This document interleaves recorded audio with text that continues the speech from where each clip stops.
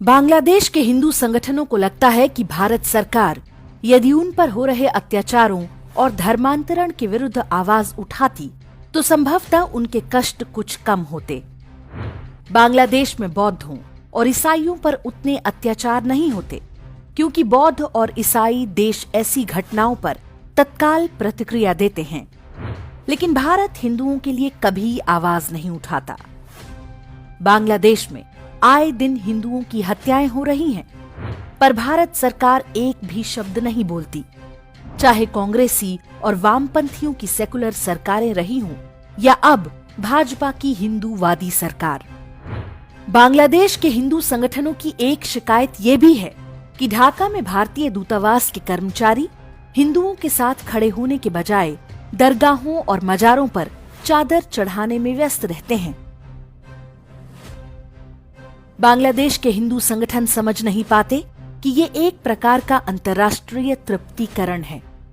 उन्हें पता ही नहीं कि भारत में आए दिन हिंदुओं की जो हत्याएं होती हैं, भारत का शासन तंत्र उनके लिए भी आवाज नहीं उठाता। प्रदर्शन आंदोलन करना तो दूर, विरोध में एक ट्वीट तक नहीं करता।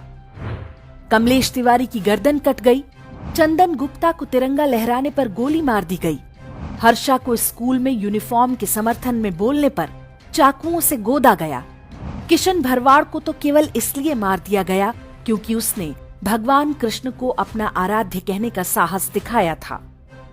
भारत के सेकुलर शासन तंत्र ने जब इनके लिए मुंह नहीं खोला तो बांग्लादेश के हिंदुओं के लिए क्यों बोलेगा? वास्तव में ये भारतीय शासन तंत्र की स्थायी नीति है। सरकारें बदलने से इसका कोई लेना देना नहीं है। न्यायपालिका से लेकर अफसरशाही तक सेकुलर है। हिंदुओं के वोट लेकर आने वाले भी इनके अनुरूप काम करने में ही भलाई समझते हैं। बांग्लादेश ही नहीं, विश्व में कहीं भी हिंदुओं पर हमले होते हैं तो भारत की सरकारें कुछ नहीं कहती। उनकी प्रतिबद्धता हिंदुओं के लिए नहीं बल्कि भारतीयों के लिए होती है, जबकि अन्य मजहबों के पास भारतीय होने के साथ साथ अल्पसंख्यक होने के विशेषाधिकार भी हैं। हिंदुओं को लेकर भारतीय शासन व्यवस्था के दुराग्रह की जड़ें बहुत गहरी हैं। ये भारत के संविधान से लेकर हमारे शासक वर्ग, राजनेताओं और सरकारी बाबुओं की मानसिकता तक में फैली हुई है। ये एक तरह की हीन भावना है। वो डरते हैं कि हिंदुओं की बात करना राजनीतिक रूप से उचित नहीं होगा, इससे उनकी स्वीकार्यता कम हो जाएगी। कतर जैसा कोई छुटभैया देश नाराज हो जाएगा या टीवी चैनलों पर उनसे इस बारे में कोई प्रश्न पूछ दिया जाएगा। समय आ चुका है कि हम भारतीय शासन व्यवस्था के सेकुलर चरित्र को चुनौती दें। सरकार और मंत्रियों से हिंदुओं के पक्ष में किए गए उनके कामों का हिसाब मांगें। मजहबी तुष्टीकरण की उनकी नीतियों की खुलकर आलोचना करें। भारत में धार्मिक आधार पर हिंदुओं की हत्याओं के लिए सरकार को कटघरे में खड़ा करें। विदेशों में किसी भी हिंदू पर अत्याचार के विरुद्ध भारत सरकार को बोलने को मजबूर करें। लव जिहाद और धर्मांतरण के लिए केंद्र और राज्य सरकारों को दोषी ठहराएं। हिंदुओं के धर्मांतरण पर पूरी तरह प्रतिबंध की मांग करें।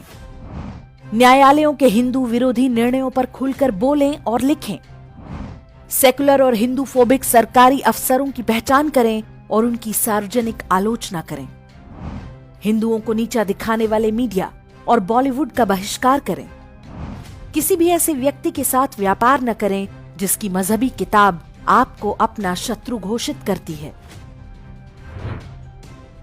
जब समाज जागेगा तभी सरकारों की नींद टूटेगी, अन्यथा हिंदुओं के वोट लेकर सबका विश्वास जीतने का सेकुलर खेल यूं ही चलता